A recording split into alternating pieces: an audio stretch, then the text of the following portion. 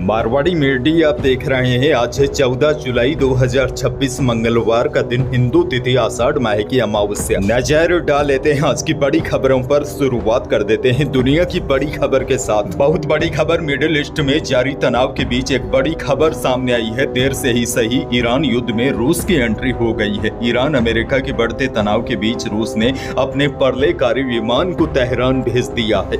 पश्चिमी एशिया में अमेरिका और ईरान के बीच बढ़ते सैन्य तनाव के बीच रूस ने एक ऐसा कदम उठाया है कि पूरी दुनिया का ध्यान उसकी ओर चला गया है। जो रूस अब तक ईरान को सिर्फ बयानों से सपोर्ट करता था, अब वो तेहरान में अपने एक स्पेशल विमान को भेजा है। दरअसल रूस ने अपना विशेष TU-214 PU कमांड विमान तेहरान भेजा है, जिसके बाद जंग में हलचलें मच गई है। इस कदम को रूस और ईरान के बीच मजबूत होते रणनीतिक रिश्तों का संकेत भी माना जा रहा है। इधर जानकारों का कहना है कि यह जानकारी सही है तो क्षेत्र में बढ़ते तनाव का यह नया संकेत हो सकता है। अब देखिए, ये खबर इसलिए भी महत्वपूर्ण हो जाती है क्योंकि यह विमान कोई सामान्य पैसेंजर प्लेन नहीं है, बल्कि यह अपने आप में उड़ता हुआ किला है। रूस का स्पेशल एयरबोर्न कमांड पोस्ट का विमान है, जो युद्ध के दौरान बेहद ही महत्वपूर्ण माना जाता है। यानी कि देखा जाए तो मिडिल ईस्ट में एक बार फिर तनाव चरम पर पहुंच गया है।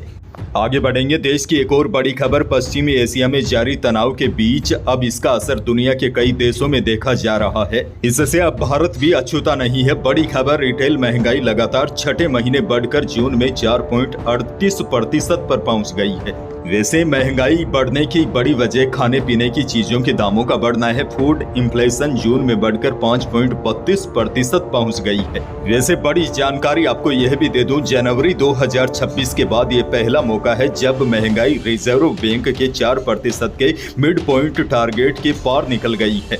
बहरहाल आगे बढ़ जाते हैं। राजस्थान से बहुत बड़ी खबर, राजस्थान में vehicle location tracking device permit और ई डिटेक्शन चालान को लेकर ट्रांसपोर्टर रविवार रात 12 बजे से ही अनिश्चितकालीन हड़ताल पर चले गए हैं।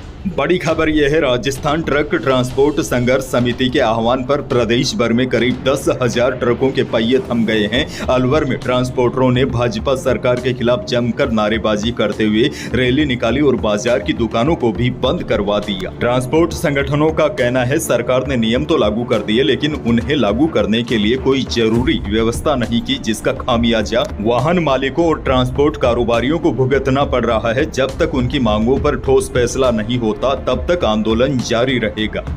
आगे बढ़ेंगे। पाली से बड़ी खबर, पाली के 30 साल के सॉफ्टवेयर इंजीनियर शुभम ने 40 लाख रुपए सालाना पैकेज की नौकरी छोड़कर साधु संत बनेंगे। 4 सितंबर को शुभम बीकानेर में साधु संतों के बीच दीक्षा ग्रहण करेंगे। यानी कि शुभम दुनिया की इस मोह माया को त्याग कर एक साधारण जीवन जिएंगे। दरअसल जून 2026 में शुभम ने मुमुक्षुओं के लिए आयोजित उन्नयन शिविर में भाग लिया था। इसी शिविर में उन्होंने 10 दिन तक साधु जीवन का अनुभव किया था। इस दौरान संतों के प्रवचन सुने और संयम जीवन को करीब से समझा, जिसके बाद उन्होंने सांसारिक जीवन छोड़कर संयम के मार्ग पर चलने का निश्चय किया।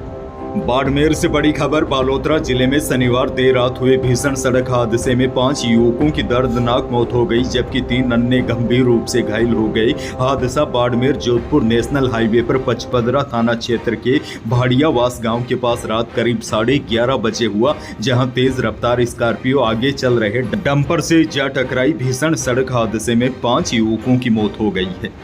आगे बढ़ेंगे। नागौर से बड़ी खबर, नागौर के प्रसिद्ध संत श्री चतुरदास जी महाराज मंदिर बुटाटी धाम में 22.74 करोड़ रुपए के दान में घोटाले को लेकर मंदिर समिति सामने आई है। मंदिर समिति के अध्यक्ष देवेंद्र सिंह ने जांच रिपोर्ट को फर्जी बताया है। उन्होंने SDM और जांच समिति पर राजनीतिक दुर्भावना में एक तरफा कार्रवाई करने का आरोप लगाया है। उनका कहना है कि जांच समिति में पूरा कोरम मौजूद नहीं था और उनका पक्ष सुने बिना ही रिपोर्ट तैयार कर दी है। दरअसल 29 जनवरी 2026 को तत्कालीन कलेक्टर अरुण कुमार पुरोहित ने 13 सदस्यीय समिति बनाई थी। पिछले महीने 23 जून को कमेटी ने जांच रिपोर्ट कलेक्टर देवेंद्र कुमार को सौंपी। इसके अनुसार 2023 और 24 और 25 में 15.16 करोड़ रुपए का गबन सामने आया है। वहीं 2025 और 26 के रिकॉर्ड जांच दल को उपलब्ध नहीं करवाने पर प्रतिकूल अनुमान पर 7.58 करोड़ का गबन जोड़ते हुए कुल 22.74 करोड़ रुपए के कथित गबन का भी आकलन किया गया।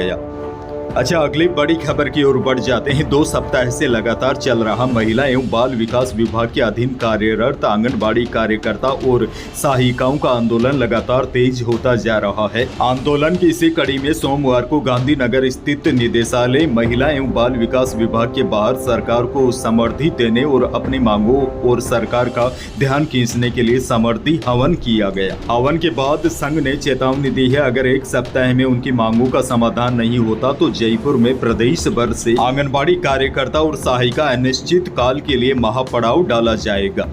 अगली बड़ी खबर की ओर बढ़ जाते हैं। कुख्यात डकैत जगन गुर्जर की अजमेर जेल में हुई हत्या के बाद धौलपुर के बाड़ी इलाके में रविवार 12 जुलाई की रात को खड़ा हुआ बड़ा सियासी और सामाजिक गतिरोध आखिरकार आधी रात को खत्म हो गया है। जगन गुर्जर की 12वीं की रस्म के बाद यानी कि जब 12 दिन बीतने पर भी मांगे पूरी नहीं हुई तो परिजनों ने डांग क्षेत्र के सैकड़ों ग्रामीणों ने बाड़ी की तरफ कूच कर बड़े आंदोलन की चेतावनी दी। माहौल बिगड़ता देख जिला प्रशासन तुरंत हरकत में आया। धौलपुर कलेक्टर श्रीनिधि बीटी और एसपी ने आधी रात को गजपुरा चौराहे पर प्रदर्शनकारियों को रोककर बात की। 5 प्रमुख मांगों पर सहमति बनाने के बाद प्रशासन ने बाड़ी थाना अधिकारी एसएचओ देवेंद्र शर्मा को तुरंत प्रभाव से लाइन हाजिर कर दिया है। इसके बाद देर रात ग्रामीण शांत होकर भभूतिपुरा यानी कि जगन के गाँव लौट गए हैं।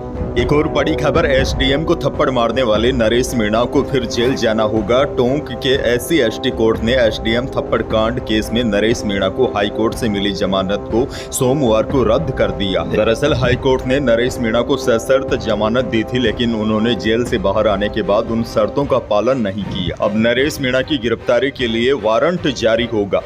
अच्छा, अगली बड़ी खबर की ओर बढ़ जाते हैं। वायदा बाजार की गिरावट का असर जयपुर सराफा बाजार में भी दिखा। सोमवार को चांदी 3,300 रुपये कम होकर 2,24,300 रुपये प्रति किलो रही।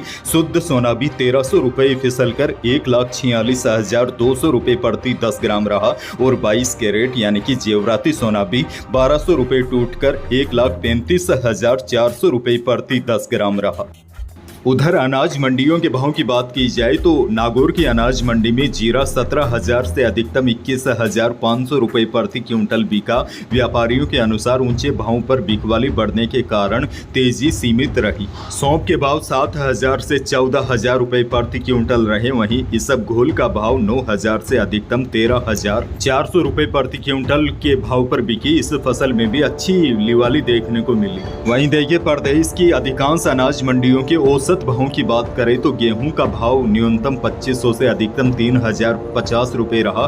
बाजरा का भाव रहा अधिकतम 3,000 रुपये। हालांकि न्यूनतम बाजरा औसत भाव में 2,100 रुपये तक भी बिका। वहीं सरसों का भाव 6,300 से 7,100 रुपये रहा और प्रदेश की अधिकतर अनाज मंडियों में गवार का भाव न्यूनतम 4,700 से अधिकतम 5,500 रुपये रहा। इसबगोल के औसत भावों की बात करें तो न्यूनतम 10,000 से अधिकतम 14,000 रुपये रहा। वहीं अरंडी का भाव 6,300 से अधिकतम 6,800 रुपये प्रति क्विंटल रहा। मौसम को लेकर भी बहुत बड़ी खबर है। राजस्थान में मॉनसून का पहला दौर थमने के बाद अब बारिश की रफ्तार काफी धीमी पड़ गई है और सबसे बड़ी जानकारी तो यह है, मौसम विभाग के मुताबिक अगले करीब 1 हफ्ते तक राज्य में के ज्यादातर हिस्सों में बारिश की संभावना काफी कम है। हालांकि 14 और 15 जुलाई को बीकानेर, श्रीगंगानगर, हनुमानगढ़, चूरू और आसपास के कुछ इलाकों में हल्की से मध्यम बारिश हो सकती है। लेकिन उधर पूर्वी राजस्थान के अधिकांश हिस्सों में आने वाले 5-6 दिनों तक मौसम ज्यादातर स्थानों पर साफ रहेगा। यानी कि आने वाले 4-5 दिन प्रदेश में छुटपुट बारिश की संभावना है। 20 जुलाई से फिर से मानसून रफ्तार पकड़ने की संभावना है। 20 जुलाई के आसपास कई इलाकों में भारी बारिश भी हो सकती है, लेकिन फिलहाल मानसून काफी कमजोर है। सैटेलाइट तस्वीरों में भी मानसूनी बादल गायब हो गए हैं, जो 20 जुलाई से फिर सक्रिय होंगे।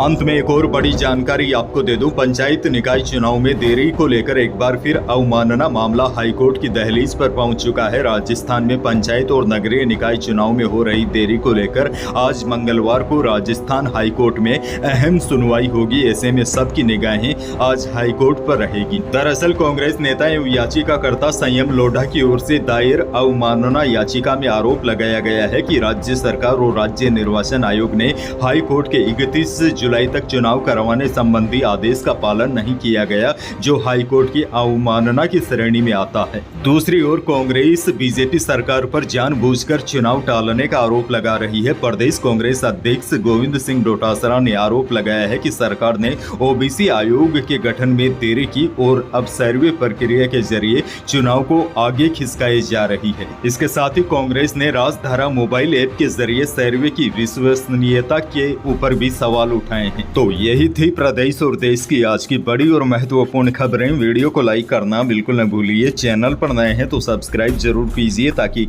आप अपडेट रहे बड़ी और काम की खबरों से। धन्यवाद।